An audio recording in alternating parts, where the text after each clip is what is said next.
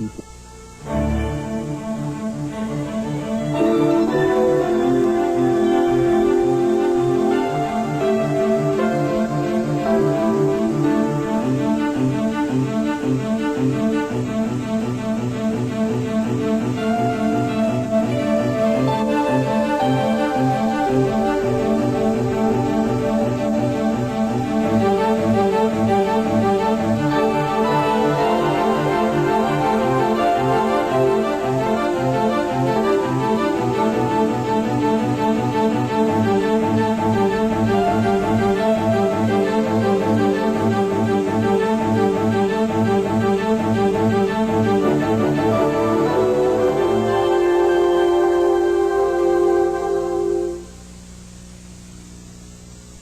Free will, a moral sense, conscience.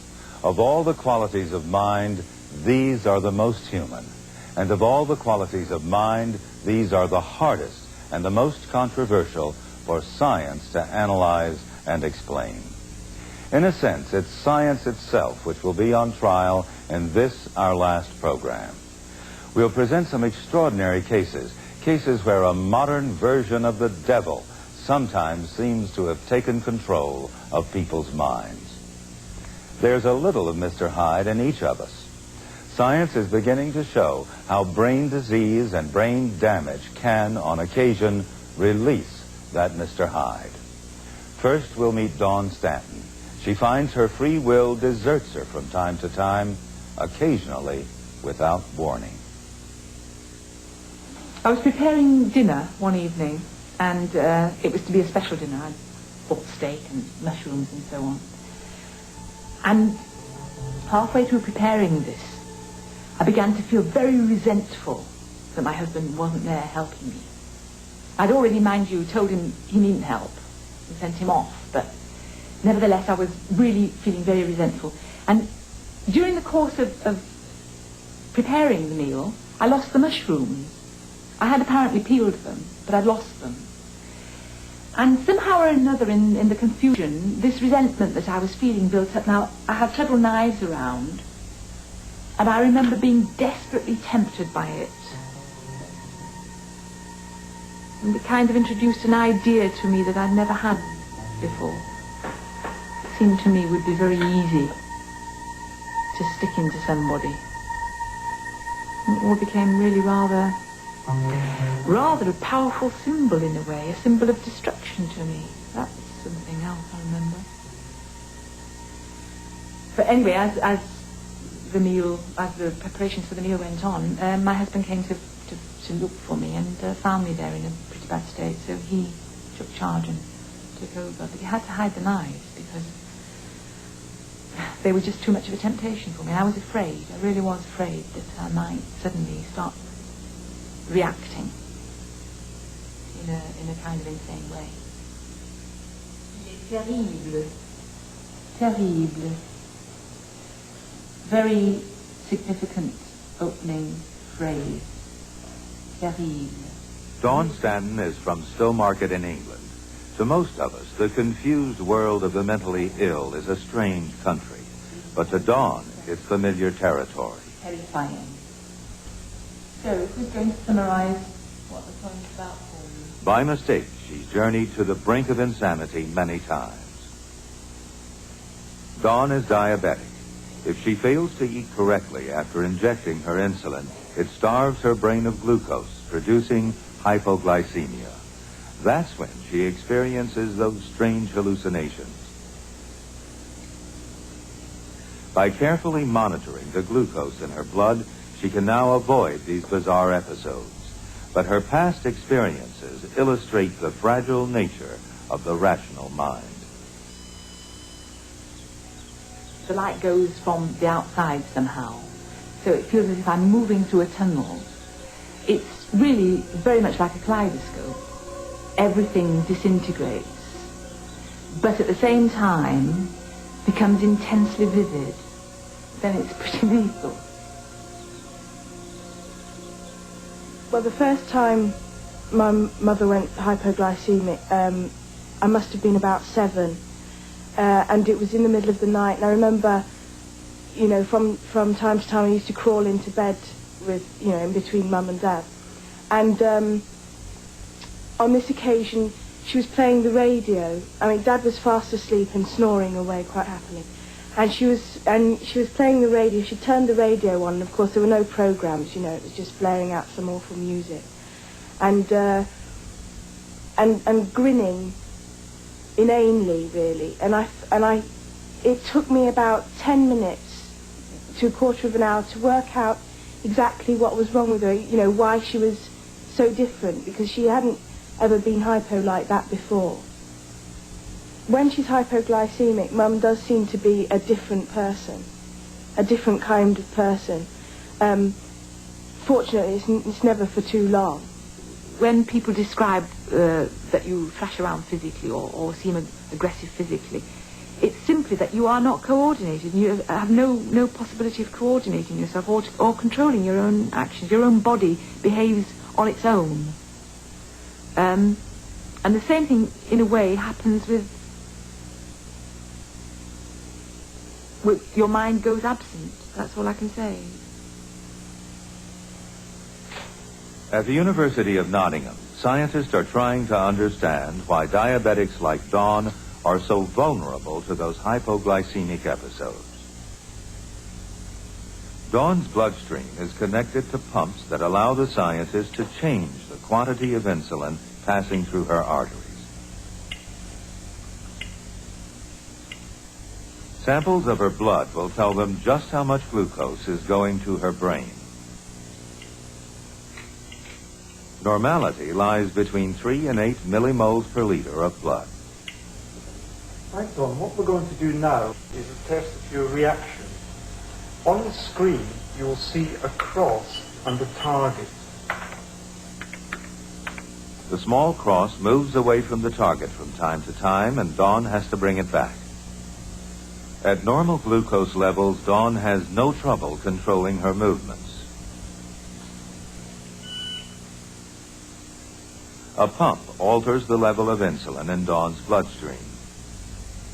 And a second sample reveals that she is now hypoglycemic.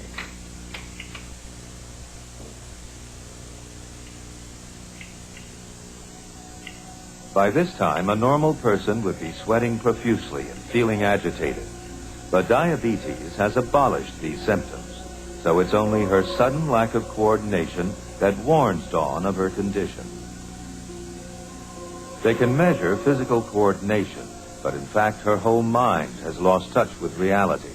And in this state, she's no longer restrained by social conventions. One of the characteristics of hypos, of course, is that you become disinhibited. And I remember one occasion, in the middle of the night, I was hypo, woke up in a hypo, and my husband found me in the garden here, without my clothes on, in the middle of the night. He'd followed a trail of clothing. I'd taken them off, obviously, because my temperature had rocketed up. And I arrived in the bottom of the garden. I can remember saying that I was looking for a shady glade. It was a cool sound to me, and I was obviously looking for somewhere cool to sit. Quite an embarrassing experience, really, trying to persuade me back into the house. And, of course, I wasn't at all upset about being naked in the middle of the night. It didn't occur to me that there was anything wrong with it. It may be hard to believe that a small change in blood sugar levels can have such drastic effects on a person's thoughts and behavior, but researchers claim it's well established scientifically. Dawn Stanton has never actually committed any criminal act, but if in a hypoglycemic state she had committed a crime, would we then so readily accept the expert's view that she was not to blame? As members of a jury, we need to know what it means to say that a mental state is well established scientifically. And we need to know what the probability is that the mental state actually caused a criminal act. We shall now consider several cases of actual violent assault. Each in its own right raises crucial questions about what science can and cannot say about our notion of free will. And each explores whether progress in science is justified in intruding into the ancient traditions of our legal system. Our first offender went on trial in Massachusetts early in 1984. David Garabedian, doing his best to adjust to prison life. 5 years ago, he committed a brutal murder. Some scientists make the extraordinary claim that a part of his brain, called the hypothalamus, might have been to blame.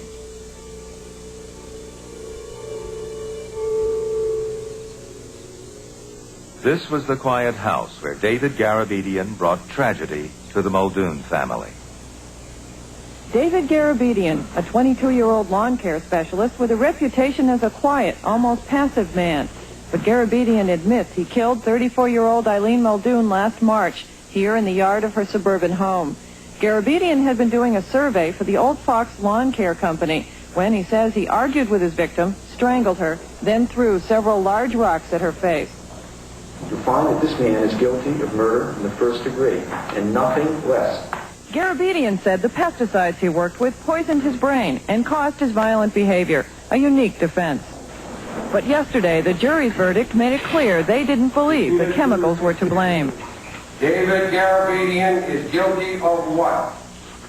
Murder in the first degree. The family of Eileen Muldoon listened as the judge imposed the mandatory sentence of life in prison. Garabedian's family grieved. The DA said Garabedian had simply lost his temper and killed in a fit of anger, which had nothing to do with pesticide poisoning. Nancy Fernandez, NBC News, Cambridge, Massachusetts.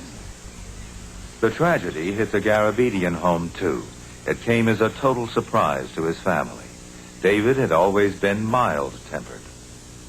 Sometimes I sit and I think of it, and it goes over and over in my mind, and I know there had to be some kind of an outside influence, something that made him do what he did, that triggered his aggression in that fashion, because that just was not David. Well, I've been trying criminal cases now for 25 years as a public defender, as a prosecutor, and I've seen many cases. And I frankly have had very, very little quarrel with jury verdicts in the past. This case bothers me particularly because I feel, knowing something about the background of David Garabedian, knowing his life history, here's a fellow who was approximately 25 years old, and from the day of his birth until the incident in question, he was a perfect model person. Never had any violence in his background.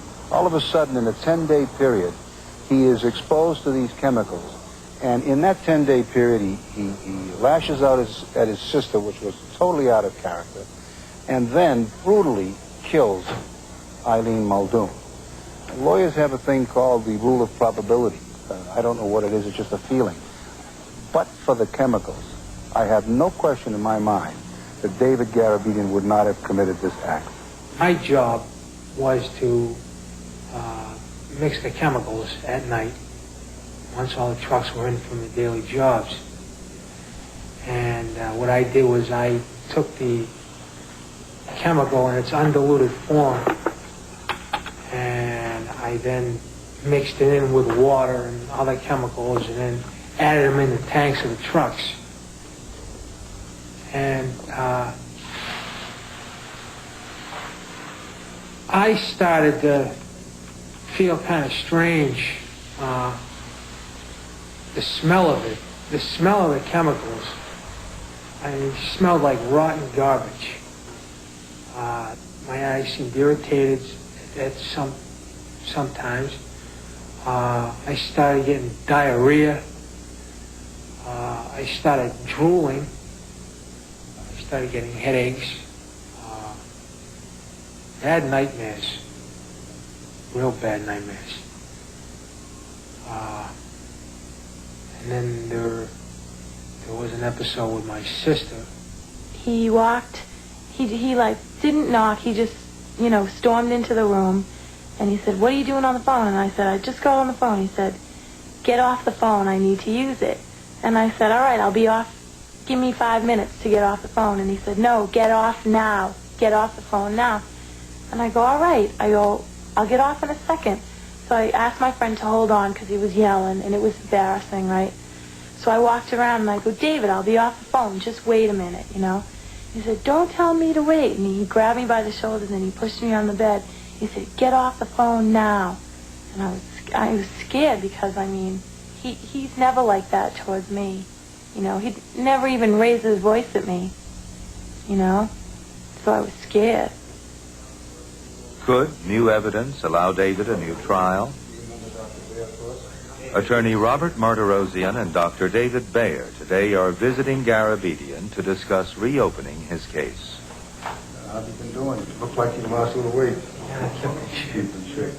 David, I'll tell you the reason we're here. As you recall, during the course of the trial, we had no testimony. We weren't able to bring in any people to testify that they had been exposed to chemicals such as you've been exposed to, and what reaction they might have suffered.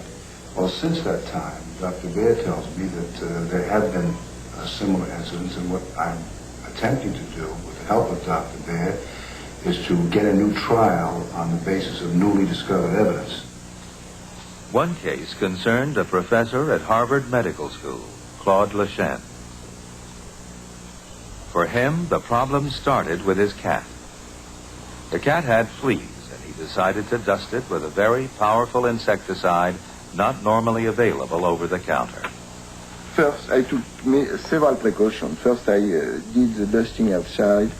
I wore gloves. I was trying to avoid to breathe it, but for sure there was little cloud of powder, and I don't know how to escape at least the breathing, if not to have some on the skin. Lechaine's cat had never before been seen to harm birds or animals, but now he rapidly became an avid hunter, killing many each day.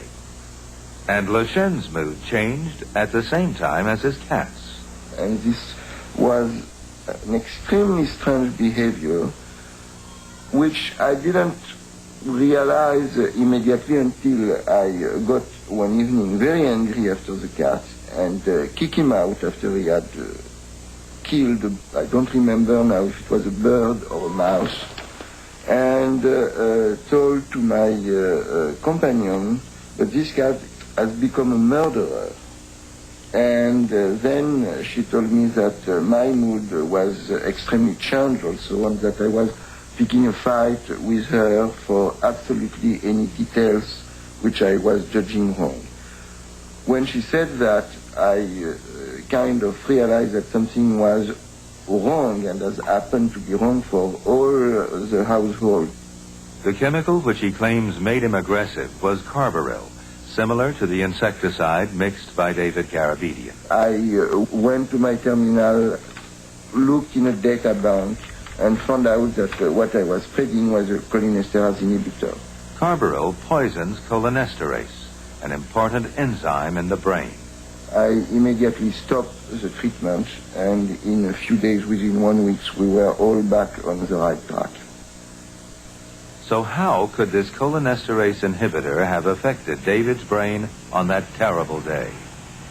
I got to the house, and there was nobody home at the time.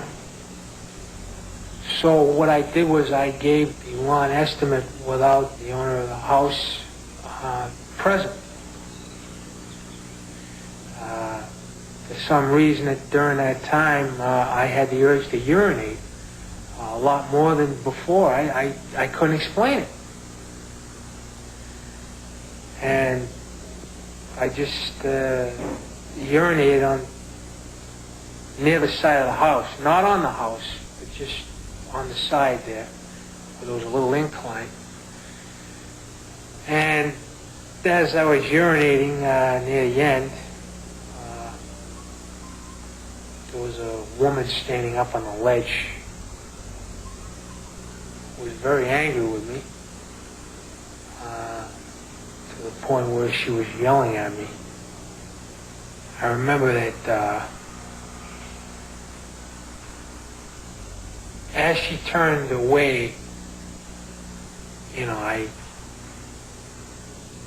kind of like just tapped her on the shoulder. You know, I say, listen, I'm sorry, and she just turned away and gouged me in my face. And after that, it was a very dark period.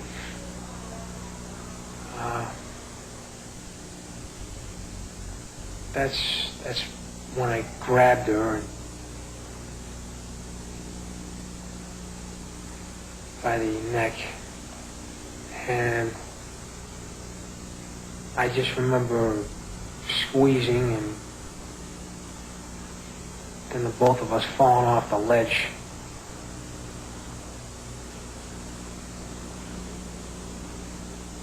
It just happened so fast. I didn't know who was doing this. I didn't feel in charge of this. One question is why David's behavior changed so suddenly. And here I think the hypothalamus is the most important place to look.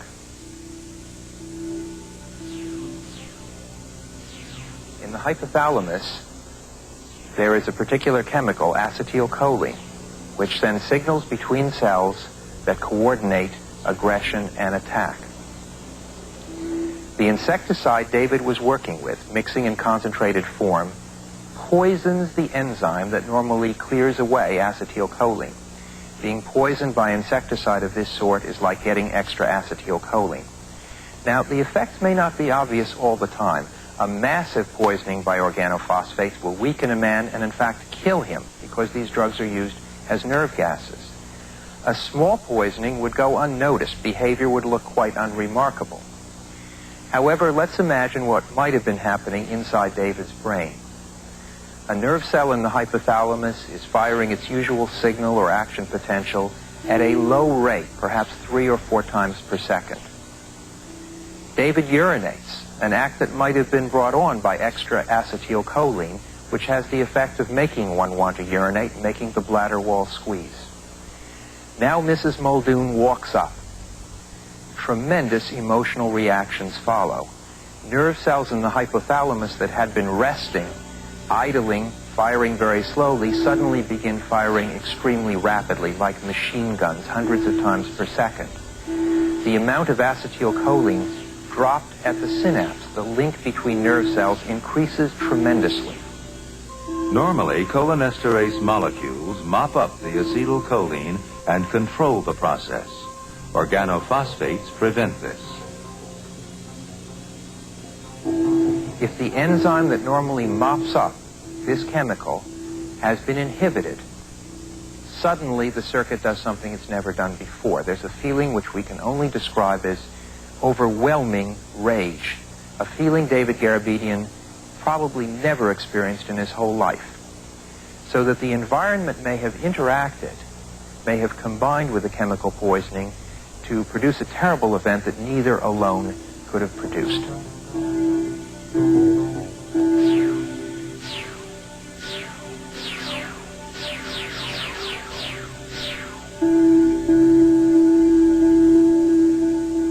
By everyone's account, he was a mild-mannered, passive, docile person who did not show his temper.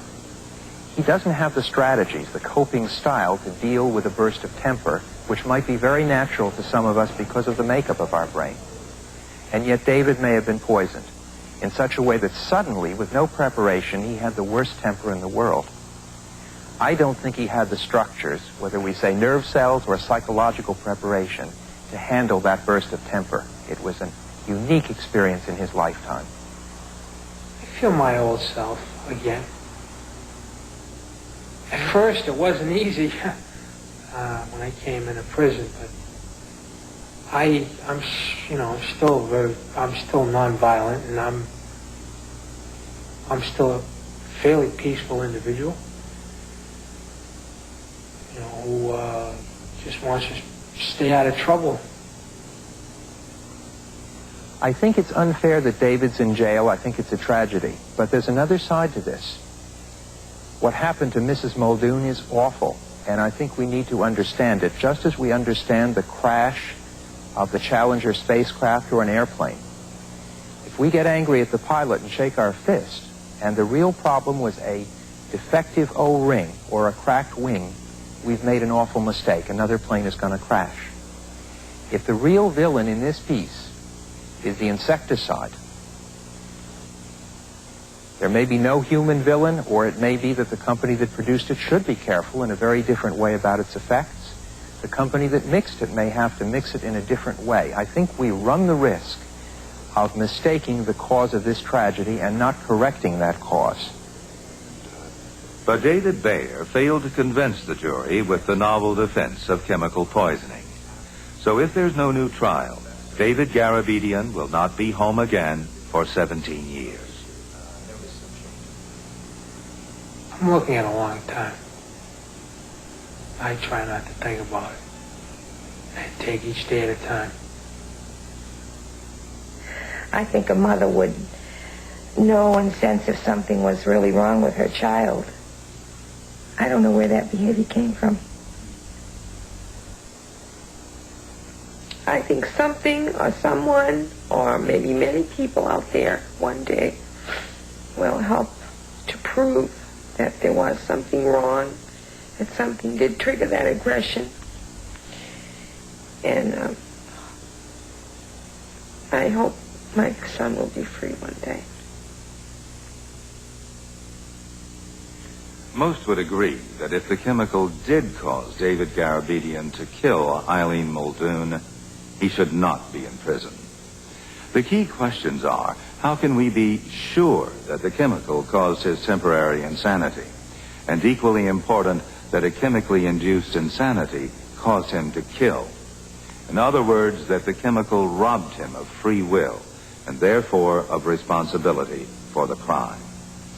Our system of justice and its rules of evidence have been developed over centuries, and the law must assume that people are responsible for their actions unless there is very strong evidence to the contrary. That's also very much what we all assume as we go through our daily lives, that most people, most of the time, can control themselves.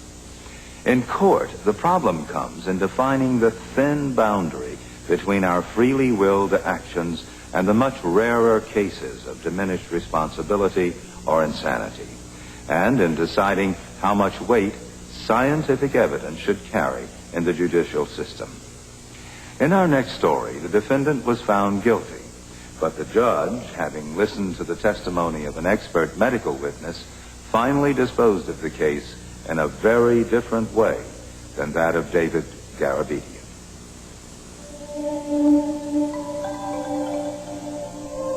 A loving mother, a good home, a happy childhood. But Sandy Craddock has been committing violent and aggressive acts since she was 15 years old. I didn't know what sort of made me do it. I'd just go out and do it. It weren't for devilment, it weren't for attention, it weren't for anything really. You know, it's something inside me that was saying, well, you know, come on, do this, like, you know, sort of like the devil telling, you know, someone to sort of, you know, do this and that and the other, and you just go out and do it.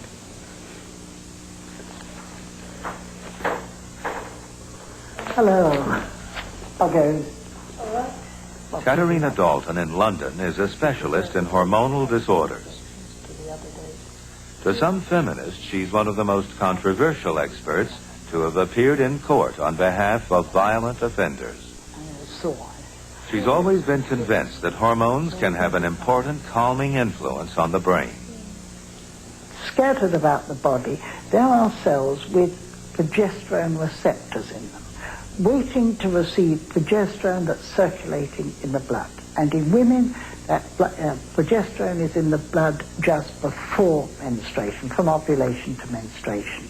There are also progesterone receptors in the brain, and the highest concentration is in the hypothalamus. The receptors are in nerve cells. When progesterone attaches to them, it regulates the circuits controlling memory and mood. If there are no progesterone receptors, cells may fire at the slightest provocation. It seems that in Sandy's case, At this time, she doesn't have the benefit of the progesterone receptors in the brain being able to pick up progesterone.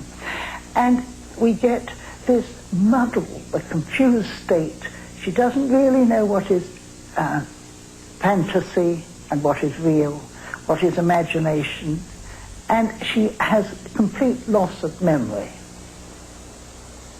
Lawyer Julia O'Brien first met Sandy 15 years ago. She was intrigued by the strange nature of Sandy's crimes. The type of behaviour that Sandy appeared in court for was incidents like throwing bottles through police station windows and then either waiting outside the police station or going to a nearby telephone kiosk and ringing up and announcing that she had just done that and waiting for the police to come and arrest her. So I was aware that she must have some sort of, as I then thought, psychiatric problem. And I have to say the courts were quite sympathetic to that as well, and they did endlessly try to get Sandy assessed and get Sandy recommended for treatment by doctors. But the sad part was that doctors always came back with their reports that Sandy's condition was untreatable.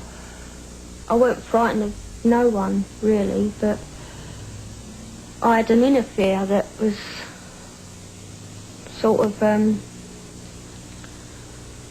in me that's saying, well, you protect yourself no matter what. I think I felt that things were going to jog on much the same forever. I certainly didn't realise what the problem was at all. And then an absolutely terrible thing happened in that Sandy was charged with a murder.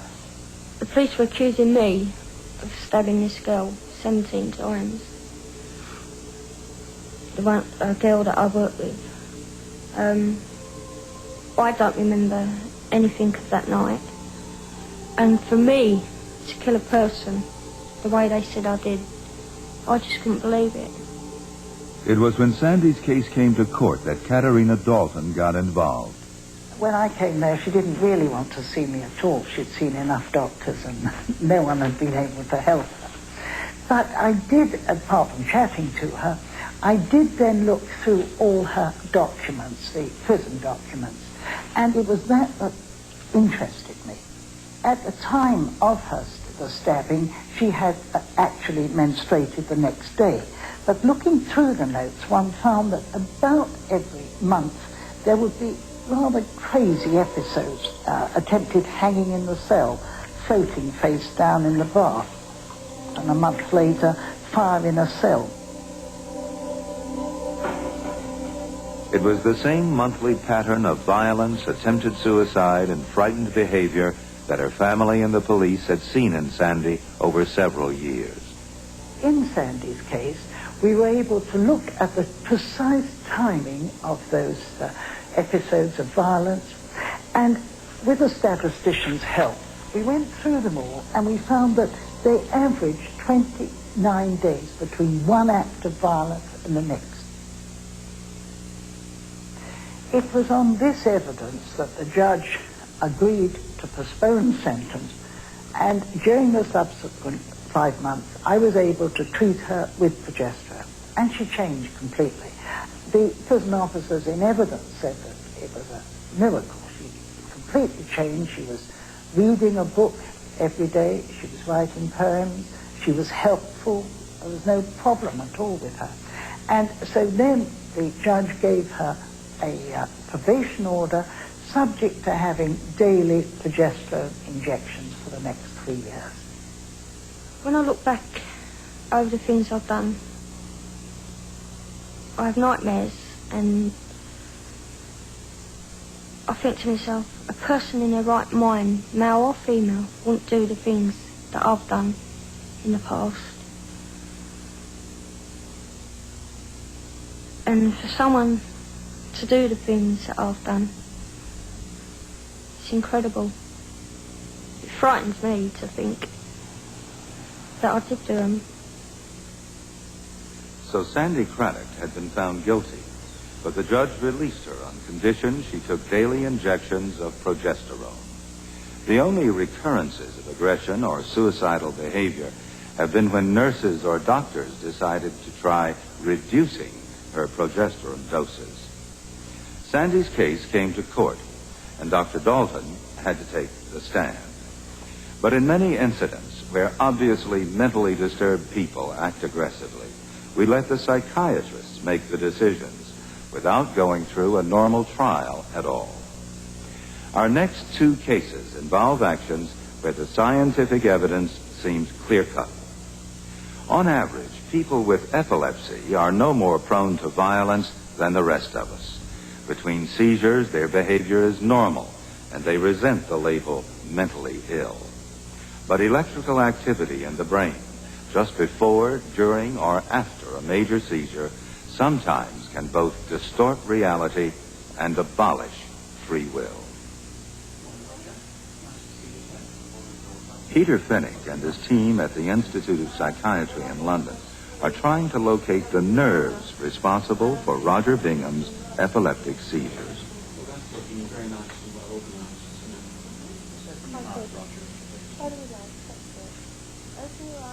Their recordings reveal a lesion which could help explain how a seizure starting in his temporal lobe may have led to a strange and unprovoked attack. Roger was hit by a cricket ball as a teenager. The lesion which resulted can trigger seizures in his amygdala. They can then spread via the hypothalamus to affect his motor cortex and so cause bizarre actions. Jill, can you tell me precisely what his fits are like? Most of them that he's had that I've seen, he looks up at the sky. A couple I had seen doing that. He's gone blue in the face, and once he's kind of turned round, like a circle, and then he falls down and then he shudders when he's on the floor.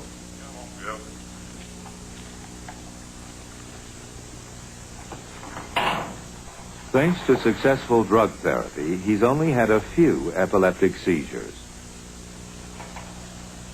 One could have proved fatal for his friend Austin Baton. He and Roger have sharply contrasting memories of the events that took place that day. Well, in the morning in question, I was just finishing coffee with the staff.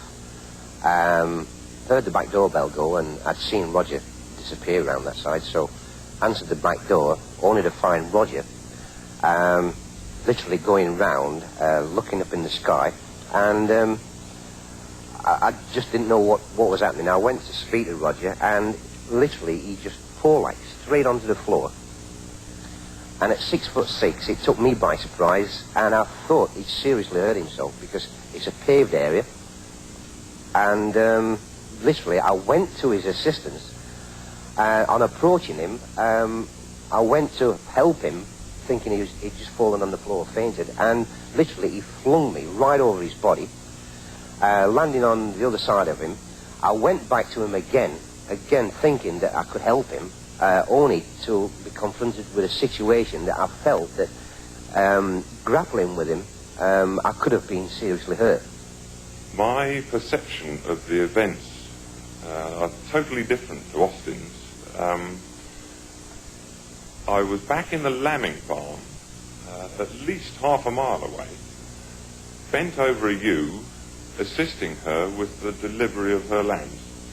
I felt a presence behind me over my right shoulder, and the shadow, if as it were, fell on the straw, and it was that made me feel I must protect myself and this ewe.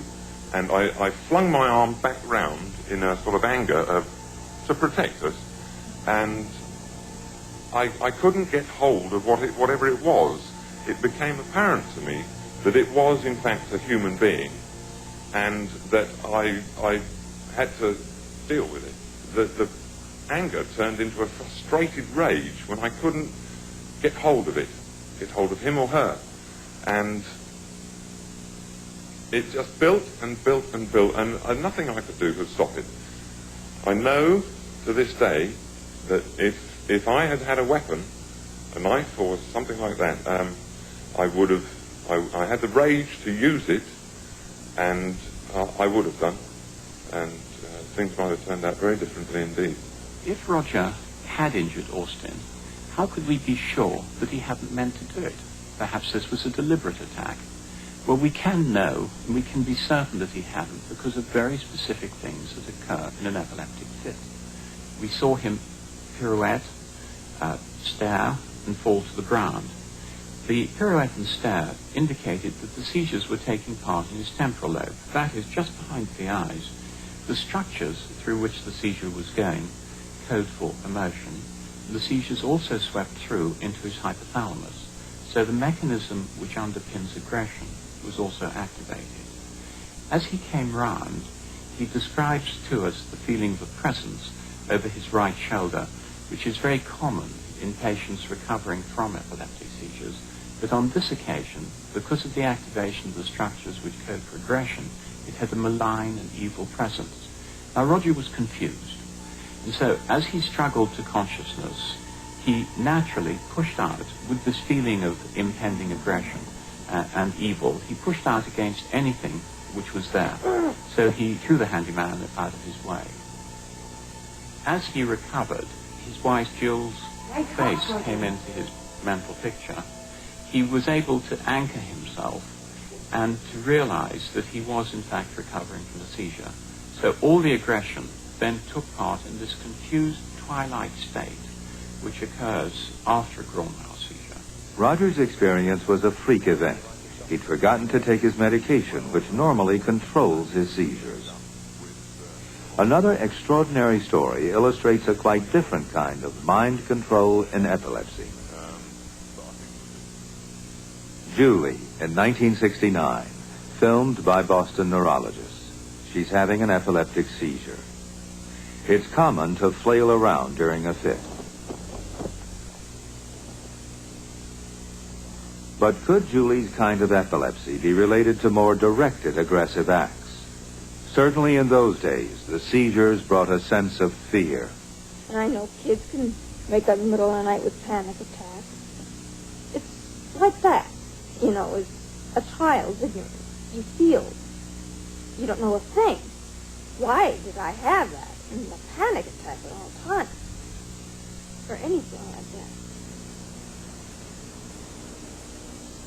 The event which put her in the neurologist's care took place at this cinema. She'd begun to panic during a movie and took refuge in the ladies' room. In those days, Julie carried a dinner knife for protection, in case in one of her panic attacks she ended up in a dangerous part of the city. Then all the strange feeling would come over me. Strange and stronger than hell, let's say. For frightening feeling. You know, like you have hot flashes? It was like that. Something that was absolutely blown on you. You had no control as for what your body reacted on. Vernon Mark was the neurologist who cared for Julie after the events of that day. He describes what happened after a seizure began in the middle of a show. Julie did what she usually did. She had the warning, the knot of fear in the pit of her stomach, and she took out the dinner knife and held it in her hand and walked into the ladies' restroom in the motion picture theater, and she looked at the mirror, and she felt as she was looking at herself as though there was a disfigurement occurring on one side of her body. That is, part of her face and her hand were changing in shape and size. And that alone, of course, would be horrifying to anyone. But she also had this increasing fear, which usually started her on a running attack. All the time clutching the dinner knife by the handle tightly in her hand. And at this unfortunate time, a young girl, who Julie didn't know at all, but just came into the restroom to freshen up. She saw Julie standing there, staring at the mirror, and it didn't appear as though there was anything wrong with Julie. And there was only one wash basin, so the young patron came up, sort of brushed against the disfigured side, the side that Julie thought was disfigured. And just that inadvertent brush caused Julie to react and strike out. thing she struck out with was the knife, and this knife plunged into the chest, actually into the heart of this young girl. There was a blood-curdling scream from the woman's laboratory, and of course Julie's father rushed out, came into the room, and administered first aid to the stabbing victim, saving her life. Julie did have a difficult birth, but at first she grew up as a normal child. She was allergic to chocolate, which made her aggressive, but otherwise developed as a good-natured, musically able, and creative girl. Then as she became a teenager, she had more and more frequent minor lapses of consciousness, or what are called absence seizures. Then came the major seizures, accompanied by panic and sometimes aggression. Vernon Mark believes it was the treatment he gave Julie soon afterwards which helped her. What we did was to put a special guiding machine onto her skull under general anesthesia. And I inserted a needle and inserted some radio-opaque contrast material. And that gave us a very distinct outline of the spaces inside her temporal lobes, very close to the amygdala and the hippocampus. And once we did this, we then recorded the electrical activity, trying to determine what site was firing off when she had her ordinary seizures. The researchers were able to receive radio signals from Julie's brain. They then monitored her brain waves continuously during normal activity. While she was resting, and also during her seizures. And then, even more controversially, Vernon Mark's team reversed the current, and so, instead of recording activity, stimulated her brain. We stimulated a number of different electrode pairs and got nothing. No abnormal electrical response, no seizure, no attack behavior. But there was one specific pair of electrodes in the amygdala that were stimulated only on 2 occasions.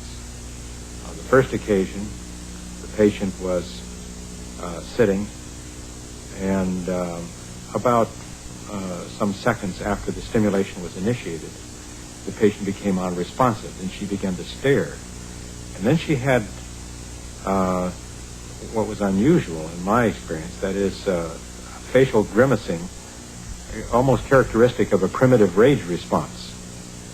And during this time, we noticed that the patient was producing electrical activity that looked like a seizure coming from the amygdala and hippocampus. And quite suddenly, after some seconds of grimacing, Julie launched herself against the wall in a sudden attack behavior, smashing her fists against the wall.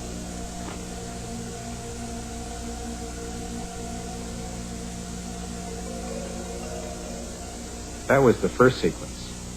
We repeated that only once.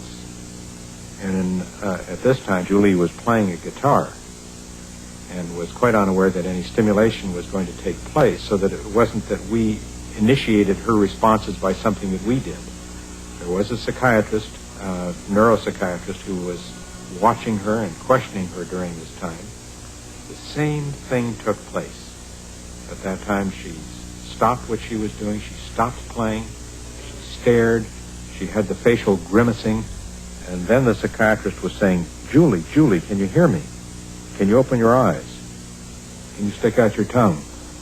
And all of a sudden, Julie struck out and smashed out with the guitar, smashing it into pieces on the wall. After we had identified the abnormal focus, we destroyed the tiny bit of tissue around the electrode by increasing the temperature using radio frequency currents, making a small lesion, determining what would happen to Julie, waiting for a while, and then increasing the size of the lesion until we had increased it to the size that would be most effective. And she has not had any of these severe aggressive attacks at all during the last 15 to 18 years. I know that it's all in the past. The cinema problem. And let's say that which was nightmare doesn't have to be nightmare anymore.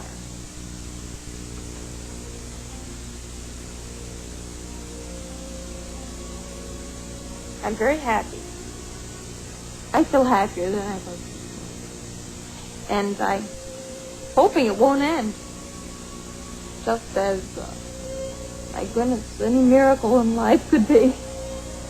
Since Julie had her brain operation, more effective anticonvulsant medication has become available, and violent attacks by people with epilepsy have become even less common.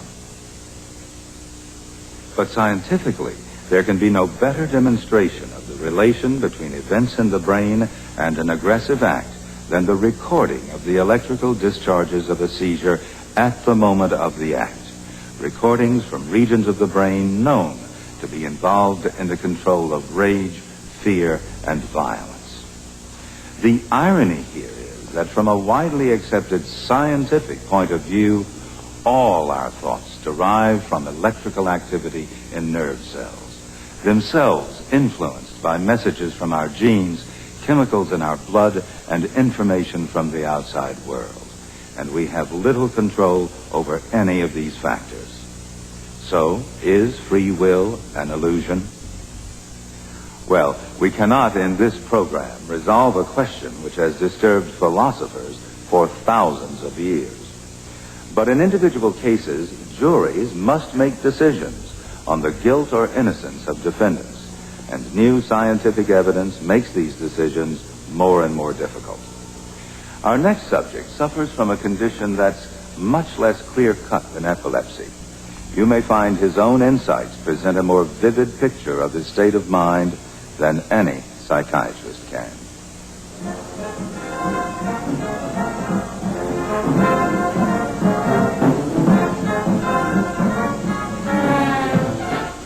In Philadelphia, listening to the band, John Smith and his wife remember a time 12 years ago when he was a train engineer.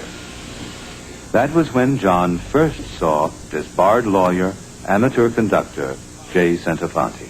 Here is our signature tune. You know it. We don't. Toot, toot, toot.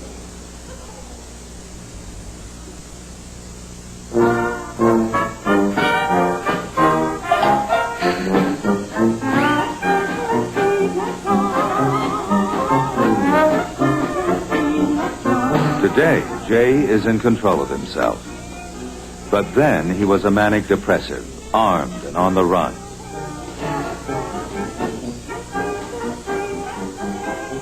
Checking on him again today is psychiatrist Bob Sadoff. Jay, how's it going for you? Much better. You feel that things have kind of stabilized for you now? Yes, especially given that the real world problems are still there, many of them. Oh, yeah. I just handle them differently. How do you do that? What's different? I guess I don't feel as driven about everything. I don't feel like I have to achieve the A+ level all the time. I can back off from things that I couldn't back off from. Is that a psychological thing for you, or do you think the driven factor might have had something to do also with the chemical imbalance? I have no doubt of that. It was something like I couldn't stop. I couldn't. One night in 1975, Jay came here with a gun to wait for his wife and her boyfriend. It was about 11:30 at night. It was dark. I had been drinking. I'd had one or two joints of marijuana. At that point, I just intended to wait. I was in a very, very hyper-manic state. I had everything was clicking like a computer, that I knew where to be and how to be because these messages were telling me that that was the way I was supposed to behave, that I was supposed to wait and get on the train and show them the gun and try to scare them. Jay thought he was getting messages in lights. The very first message that I perceived as coming from some heavenly or satanic power, I wasn't sure what it was as I boarded the train. And it said, "Shoot her now." I don't remember what happened at this point. I know I ended up on the train. They were sitting in the second seats here on the left with their backs to me as I got on the train. Then I don't remember a whole other section of what happened. It was then he shot his wife twice in the head, but subsequent bullets hit her in the back. I came to, I'd already shot her. I had no recollection of that part, and the message to me at that point was, you don't want to kill her. And that was the operative instruction. That was the thing that I remembered. I shot her 3 more times, and I don't remember anything after that until I'm moving toward the engineer's cabin at the end of the train. They tell me that I terrorized everyone on the train. I have no recollection of that. I came up the car. There apparently were people sitting on either side of the train. I don't remember that. I don't remember anyone in my way or anyone else in the car at all. John, what happened? Well, I was ordered at gunpoint to leave the train. And then what did you do? I don't remember this. I opened the door and slid down the grab iron. Then the emergency brakes went on account of the throttle. And then what did I do? I don't remember this part of it. Who gets off first now? I'll get off, John. Thank you. I don't remember this part. Yeah.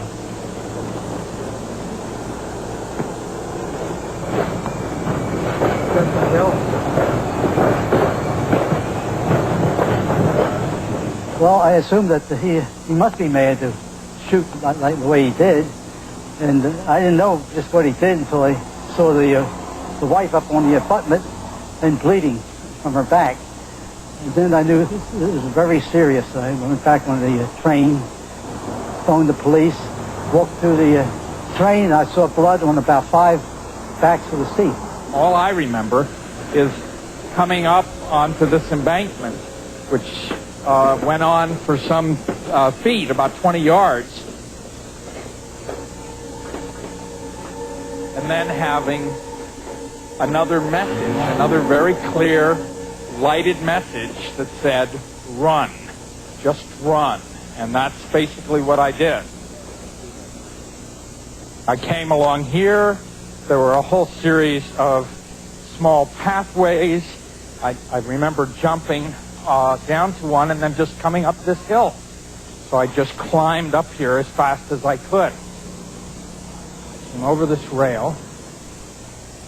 And then I just don't remember what happened from here until I got to the church. Just knowing that I needed to find some place that was quiet where I could be by myself. So Jay came to this church on Pine Street, where he hid undetected for 6 weeks. Jay's pastor, Bill Pendar, remembers this time vividly. Unlike Jay, Bill knew Jay's wife had survived the attack, as had the other injured passengers. The Sunday after this took place, we prayed for Jay, for his wife, for her recovery, and the prayers were we wanted Jay to come home. Well, unknown to me, he did come home, and he left some clues for us. Little clues like doors were unlocked and unbolted, clues of being around places, making little noises. My hunches were subconsciously that he was around. But my conscious mind couldn't quite get a hold of that until some very strong evidence I found one morning while he was still at loose. I discovered a book. It was sitting on a counter. I had loaned Jay and his wife at that time a book. Book was Carl Rogers on Becoming a Person. I thought, my God, on Becoming a Person, how ironic that he would leave this book. And then when I opened it up, inside the book was an alarming piece of script for Jay.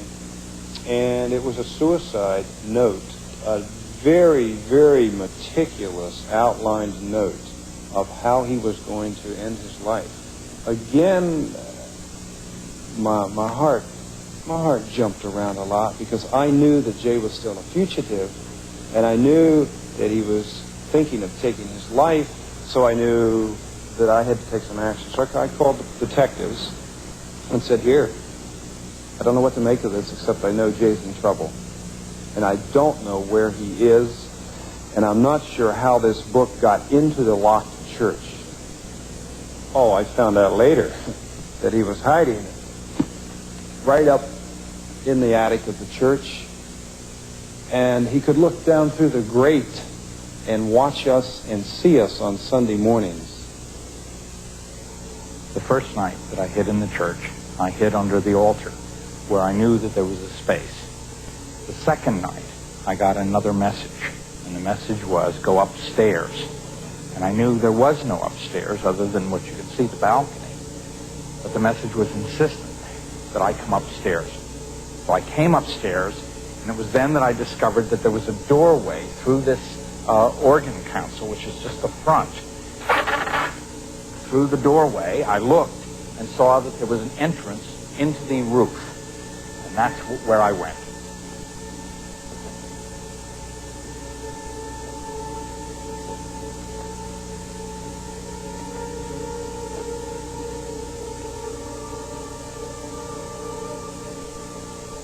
This was Jay's home for all those weeks. He stole food from the church refrigerator to survive.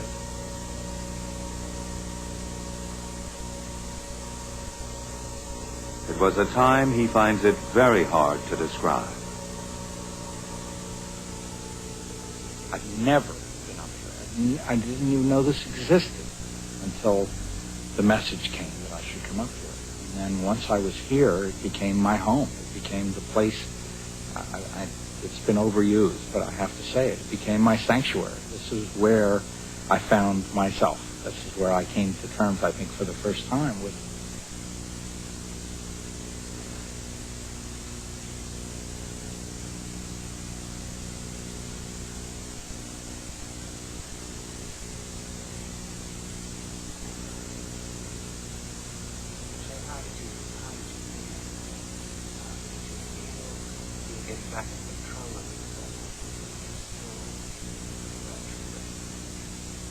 It was very hard to do that.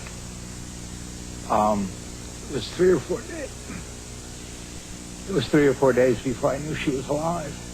And then I was not sure what to do with that. I didn't know whether I wanted to kill her again, try to kill her again. I came up here. I looked down through the chandelier, and I saw Bill walking, just as he's walking there now. I sat here and listened to him deliver my eulogy. And he was certain, I think, at the time that I killed myself, and that no trace of me had been found. And I sat here, and it was positively macabre. There was no other way to describe it. It was like out of Mark Twain, Huckleberry, or whoever it is, listening to his own funeral. You could see him as your wife? Yes. Well, I could see Bill on the pulpit, and I could see my ex-wife sitting with police protection in one of the pews down here on the side.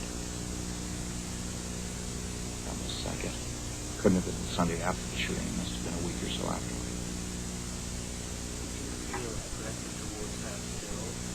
Yeah. I thought I could stay here forever.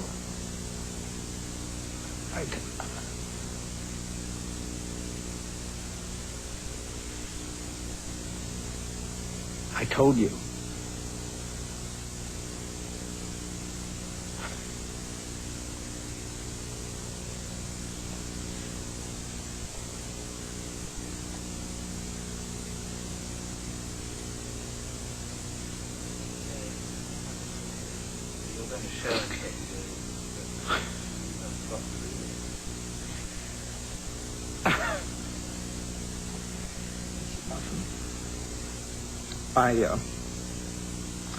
I told you once that this was the only peace that I'd ever really known.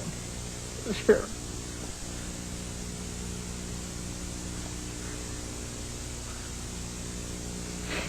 there's a part of me that comes back here in my mind. I mean, that it can never be any worse than it was here. No matter what happens, the bar, life's troubles, the things that have happened since, that this was always available. I told Bill that I wanted to rent it various times.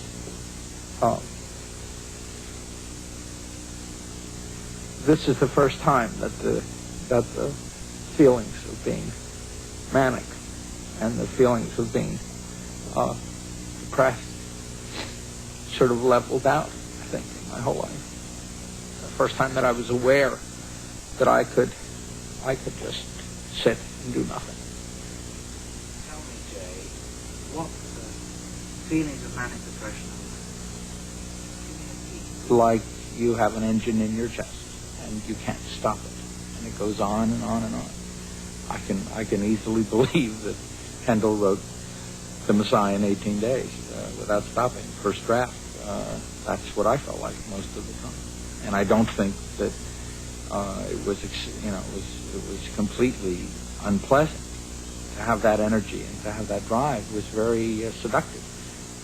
But the problem is you can't turn it on and off so that it keeps going when you want rest and you want peace. The situation that I found here. I could not have stopped what began that evening and continued through this and continued through that whole period of my being a fugitive, no matter what I did, until it was over, until the process burned itself out. And I felt that then and I feel it now. And I see it in other people and I see it in other cases. If she had died, died from the bullet wounds, she very well could have, from the impression I have with that. I don't think I would be free. I think I would be either in a Farview, a hospital for the criminally insane, or in a prison for life. I don't think at that point there would have been any kind of plea bargain. I think I would have gone to trial. I think there would have been a McNaughton-type insanity defense argument that Dr. Sadoff and other people like Bill Pindar called as witnesses, members of my law firm. And I think it would have been up to the jury at that point and the judge what would have happened to him. And I have no great feeling, for the likely success of that plea. I think it would have been in God's hands. It would have been out of my hands and my lawyer's hands and everyone else's hands as to what would have happened to him. In fact, Jay was taken to Norristown Mental Hospital and given the drug lithium. As I recall, Jay's state of mind when he first gave himself up, first came here, he was psychotic. He was just not in touch with reality. He was confused. He was so hypermanic that he was just rambling a mile a minute. To actually commit such a violent act takes more, I think, than just being drunk. There are a lot of people who are drunk and get angry. Some do lose control, and some do kill. But I think when you have the state of mind of the manic depression, or the schizophrenic, or the severely psychotic, that certainly for me overrides just what a drunken, jealous husband will do.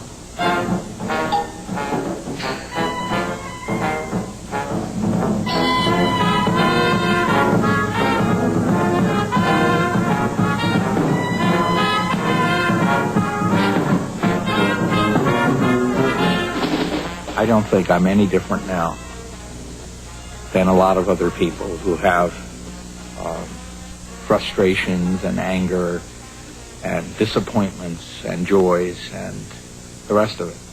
I don't think I always wanted to be like everybody else. And for all of those years, 31 years, whatever, I wasn't. And I knew it. I knew it from the time I was a teenager on, that there was something very, very wrong, very different about the way my moods changed without any kind of influence from outside. And now I think I'm the same as everyone else. At least I appear to be. I mean, I know folks who have much more wide mood swings than I do, who are not diagnosed and who are not on lithium. The difference being that those people don't shoot people, and I have.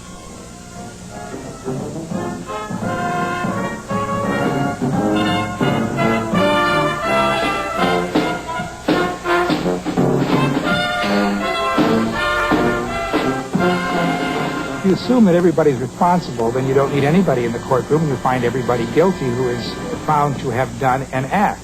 The problem is that the act alone is not a crime. Legally, a crime is composed of two parts: the actus reus, the act itself, and the mental state, the mens rea.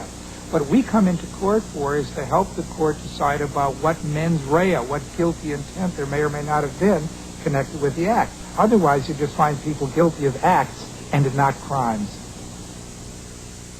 For Jay Centofanti, drugs, alcohol, and jealousy were involved, and all three of these can take away our self-control. But suppose you believe that Jay's mania played an important part in his behavior that day. How can you be certain of it? If Jay had been a less articulate witness in his own defense, would you accept Dr. Sadov's word about Jay's mental state? No matter how moved a court might be by such stories, a fair system of justice depends on following carefully defined rules of evidence. The problem is to weigh what is admissible legal evidence against a plausible scientific hypothesis. Our last story is of a man who has served time in jail often for violent and aggressive crimes. His behavior was so ruthless for so many years that he was given the label psychopath. He admits his guilt and claims he exercised free will. To try to account for his actions by analyzing the state of his brain is to take the science of mind to its farthest and most speculative frontier. Meet Al Ross. My criminal record is 46 convictions, most of them for drug possessions, thefts, assaults, culminating in my bank robbing career, if you want to call it that. So mainly thefts and drug-related crimes. Although I always had my will was a secondary force to the environmental forces that were at play, such as the prison environments and all the insanity that surrounds prisons. Today, researcher Adele Forth of the University of British Columbia has come to ask Al a series of psychological questions.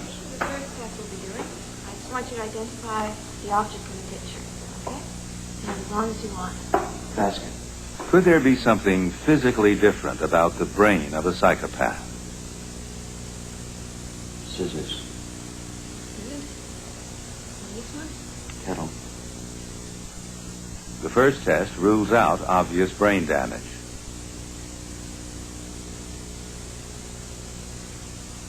Oh, sofa. Hey, as a child, were you ever diagnosed with hyperactive? Ever tried to commit suicide? How many times? And is it easy for you to kill alive? Yeah. You're pretty good at lying? Excellent. Did you lie much to your parents? Through my teeth. When did you lose your temper? This week on. What do you do when you lose your temper? Lash out. I did a number of violent acts in my youth, and I don't think at any time I felt any remorse or concern about the individuals that I'd beaten. Al was raised in the Lower East End of the city. The Lower East End of Vancouver is probably the dead end. That's where you go when no one else wants you. This is the major area of town where I did my drug dealing activities. You could characterize this part of town as being very violent. It's only the violent that survive in this area. Behind me is a cabaret where I did my major drug dealing activities. This is the area where I used to collect money from people, where I had to be an enforcer, etc. Al was beaten up by drug squad officers several times, but the very worst times he remembers were as a teenager in jail. I was 15 when I first came to this prison. It was a very rough prison at that time. A lot of hardcore prisoners that I had never been exposed to before in my life. It was a tough jail. I stabbed this individual for a bizarre reason, very distorted logic behind it. He was in charge of the radio, and he was responsible for changing stations or whatever. And I asked him to change the station, and he never did it. Now, at that time, I was cultivating a tough guy image, and this individual was defying me and making me look bad in the light of the other inmates. So with my distorted logic, I felt that I had to do something to maintain or establish my tough guy, you don't mess with me image. So therefore, I decided that I had to stab him. Today, Al will be given tests in the psychology lab at the University of British Columbia. Bob Hare believes psychopaths can be identified by their antisocial behavior, lack of concern for other people's feelings, manipulative character, and a tendency to aggression and violence. They'll appear to be scrambled. In fact, you just report in the order in which you can remember them, the words that you have heard. He hopes today's results will support his theory about psychopaths. Al, this is Tim Harper. Tim is going to be doing the EEG recording this afternoon. Psychopaths do harm out of all proportion to their numbers. And this is Sherry Williamson. Sherry is going to be running the dichotic listing portion of the study. That's why for nearly 20 years now, Hare has struggled with the enigma of the psychopathic personality. The words will occur in groups of 3 in one ear and 3 in the other, all right? So you hear 2 words at a time in each ear, then another 2, and then another 2. And after you hear all 6 words, I want you to report back as many of the words as you can hear, all right? So you just want to put this one on your right ear, all right? Turn it on.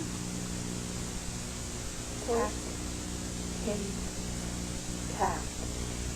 Tap. One finding is that psychopaths don't process words on the left side of the brain as the rest of us do.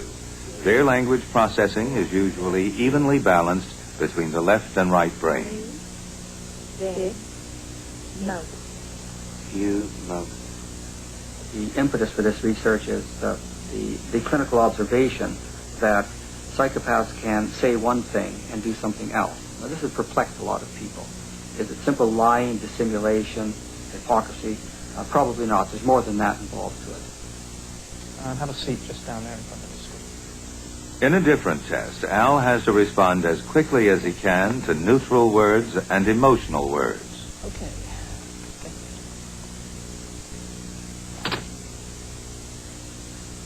Most people make a faster response to emotional words like scare. But Al has the same response time with all the words. Some people have actually described the psychopath as a robot, as a mechanical man, two-dimensional, hollow, and so on. I think that's not a very apt description, although in fact in the past I have used it. But in terms of the use of language, perhaps that's not too far off the mark. Conscience is partly internalized language. If I say that I shouldn't do something, I should actually feel that I shouldn't do it. A psychopath can say the same thing. I shouldn't do this, but he doesn't feel that he shouldn't do it. I'm accountable for my behaviors. I am responsible for all the things that I've done in my life. But I believe that we place people, especially youngsters, when we place people in dehumanizing, depersonalizing, delegalizing institutions, facilities, that what we do is we foster and we nurture antisocial, violent behavior. Again, Bob Hare has a different perspective. I think that the early background has very little to do with the development of psychopathy per se. What it has to do with is the patterns of behavior that the individual is likely to engage in. For example, if you come from a background that requires violent behavior for survival, it's quite possible then that the psychopath is going to become a violent individual. I don't believe we're born bad. I believe that environmental forces play a great part in whether we become bad or not. Psychopaths are typically very good at manipulating others, and in most cases are pretty proud of it. And they see other people as objects to be moved around like pieces on a chessboard. In Al's case, he described his behavior as a response to environmental circumstances. He rationalized most of his behavior, including his violent behavior, as a way to survive. But in fact, all sorts of people are placed in similar circumstances. They don't have to engage in violent behavior to survive. Al has certainly changed his behavior in the last 10 or 12 years. I suppose he would be considered a remarkable success. Whether the basic underlying personality structure has changed or not, we just don't know. Al believes he has changed by an effort of will. I was, at that time, I felt I was trapped in that world. I felt that I couldn't get out of it. I had tried on numerous occasions to change my life, but ultimately I would fail. And I reached a point where I thought that was my life. I think that world wears you out. You know, penitentiary, jail sentences, the violence, the cops and robbers game, it takes its toll on you. And I think many individuals, when they hit 40, for example, they may come to a realization, hey, I've had enough. It's time to do something else. Today, Al is a volunteer social worker trying to stop teenagers from taking to the life of crime he once knew. There's been such a radical shift in my state of consciousness from where it used to be to where it now is.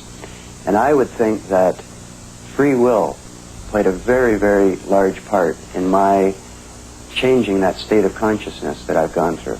We know so little about the psychopath. Compared to other disorders like schizophrenia, very little research has been done on the psychopath. If you want my own feelings about the matter, I think that probably the psychopath is an individual who's wired up differently. Even if the brains of psychopaths are wired up differently, is that condition a cause of Al Ross's behavior, or is it an effect? We don't yet know. Bob Hare knows his theory is speculative, and he won't testify in court.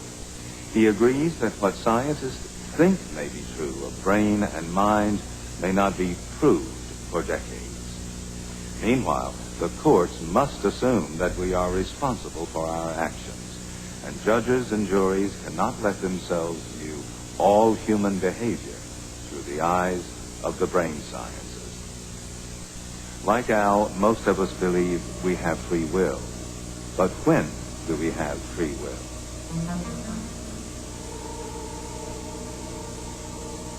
During an epileptic seizure, or if electrodes are stimulating our brains,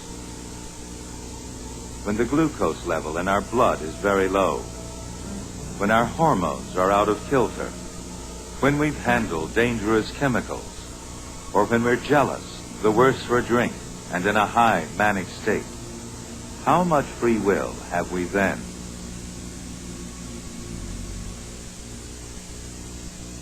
Exploring the nature of free will takes the search for mind to the far frontiers of science. But it's just one of the many paths researchers are taking to get to the roots of the human mind.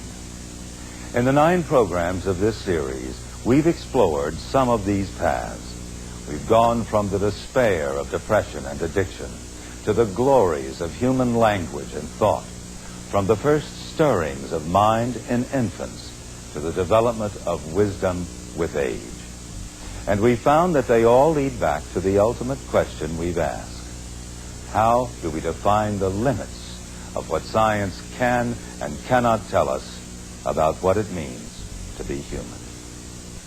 I'm George Page.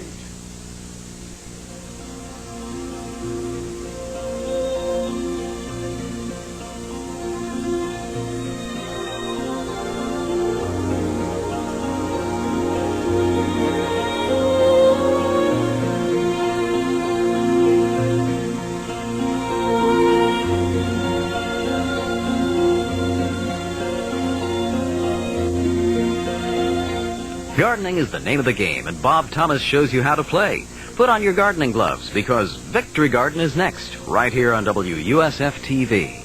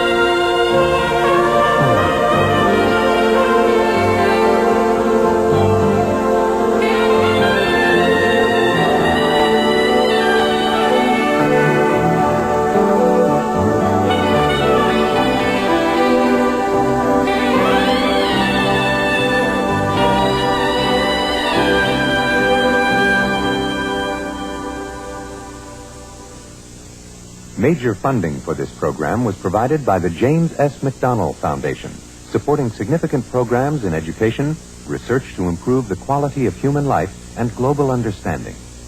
Additional funding was provided by the National Science Foundation, agencies of the United States Public Health Service, the John D. and Catherine T. MacArthur Foundation, a catalyst for change, by this station and other public television stations, and by Control Data, computer products and services for science, engineering, and business. Control Data.